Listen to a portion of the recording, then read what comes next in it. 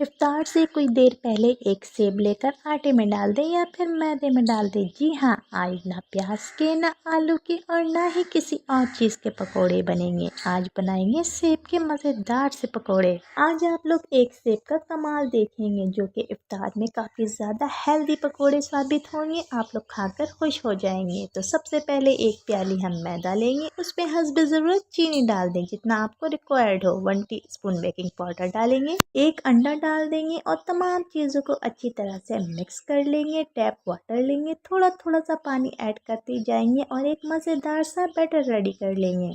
Batter को बहुत ज़्यादा पतला नहीं करना और ना ही बहुत ज़्यादा गाढ़ा, बल्कि नॉर्मल रखना है ताकि सेब अच्छी तरह से कोट हो सके। पानी हमने हाथ रोक कर थोड़ा थोड़ा सा डालना है।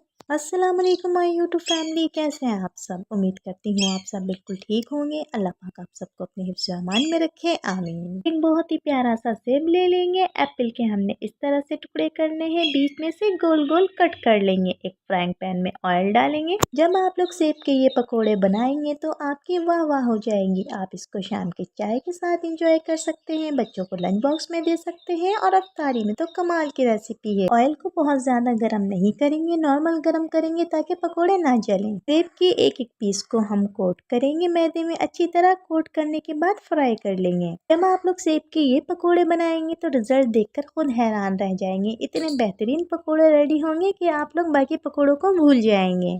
तो आज ही ये पकोड़े ट्राई करें और मुझे अपना प्यारा सा फीडबैक देना मत भूलिएगा। वीडियो अच्छी लगी हो तो प्लीज़ लाइक कर दीजिएगा। चैनल पर नए हैं तो चैनल को सब्सक्राइब भी कर दीजिएगा।